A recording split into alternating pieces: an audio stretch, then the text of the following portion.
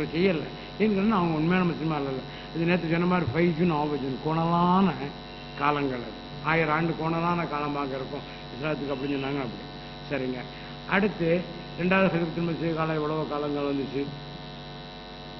3வது ஹலீஃபத்துல் மஸீஹுடைய காலத்தில் ஒரு விஷயம் சொல்கிறேங்களேன்.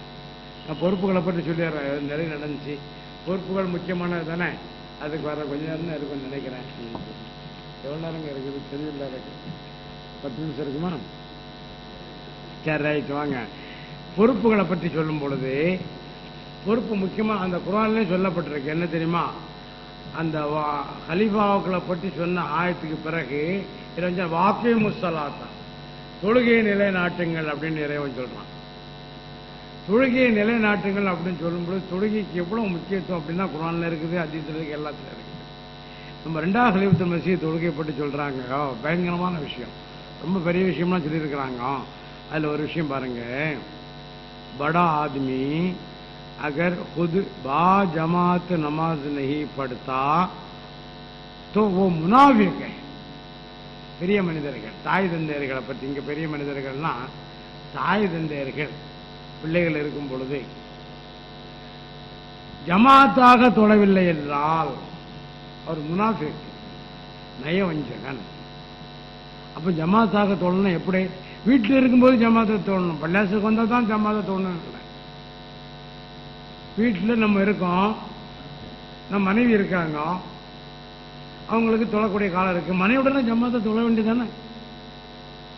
அப்படி இல்லாமல் மனைவி அவா தொழுதுட்டு நம்ம தொழுது கொள்றோம்னா அது சரியே இல்லை. அந்த தொழுகை எல்லாம் ஏற்றுக்கொள்ள மாட்டாங்க. வேற இடத்துல சொல்றாங்க. இந்த நான் பேசிட்டு இருந்தேன், எங்க இருக்குன்னு கேட்டேன், கண்டுபிடிச்சிட்டேன். இருக்குது, அந்த நோட்டில் இருக்குது. என்ன சொல்ல தப்சீர் கபீர் எழுதுறாங்க. அதாவது ஜமாத்தாக தொழ முடிஞ்சு அவர் ஜமாத்தாக தொழலைன்னா தனியா தொழுதாருன்னா அவருடைய தொழுகை அல்லாஹ் ஏற்றுக்கொள்ள மாட்டான். நான் என்றைக்கு படிச்சாலும் அன்றிலிருந்து இதுவரை பயந்துகிட்டே இருக்கேன். நான் ஜமாத்தா தான் தொழுறேன். முடிந்தா முடியாத பட்சத்தில் தான் தனியா தொழுதுட்டு இருக்கேன். ஏன்னா என்னுடைய தொழுகை ஏற்றுக்கொள்ளணும்னு ஆசைப்படுறேன். அதனால இது சாட்சி நிறைய பேர் இருக்கிறாங்க. நீங்களும் அப்படிதான் செய்யணும்னு நான் ஆசைப்படுறேன். அதனால தான் சொல்றேன். முனாஃபிக்கா இருக்கக்கூடாது இல்லைங்க. முனாஃபிக்கிங்க சாதாரண விஷயமா, காவிரோட ரொம்ப மோசமானவங்க. ஆகையினால என்ன செய்யணும் அப்படின்னு கேட்டோம்னா, ஜமாத்தாக தொழ முடிந்து ஜமாத்தை தொழ முடியாம ஜமாத்தை தொழாம தனியா தொழுதாச்சுன்னா அவர் முனாஃபிக் தான். ஹலீஃபா சொன்னது, நான் சொல்லல.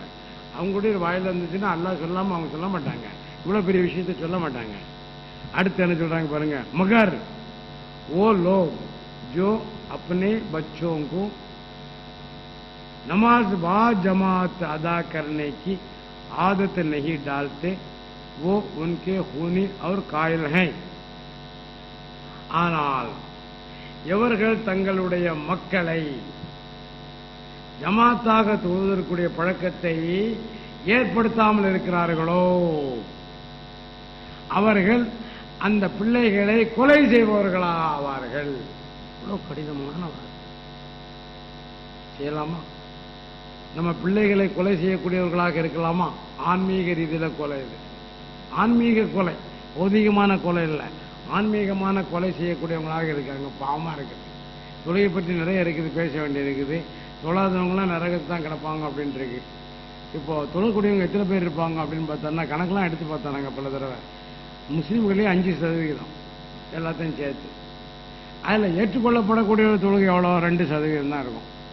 100க்கு 2%. அதுவும் அகமதிகளில் தான் இருக்கும்.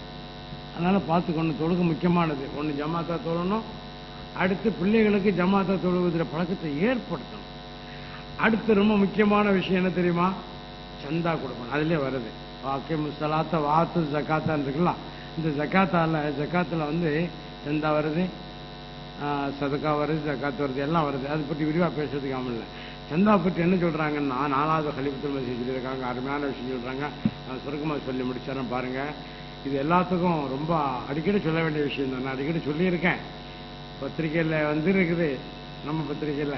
இப்போ நான் சொல்றேன், உங்களுக்கு அழகா சொல்றேன். நல்ல கவனத்தில் வச்சுக்கிடுங்க, பதிய வச்சுக்கணும், அதை செயல்படுத்துங்க. அதுல ரொம்ப பரக்கத்து இருக்குது, சந்தேகம்லாம் கிடையாது. இல்லை, பெரிய பரக்கத்து இருக்குது. கஷ்டம்னா நீங்கணும்.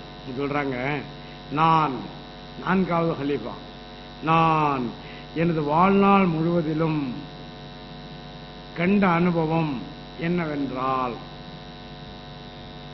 பணத்தியாக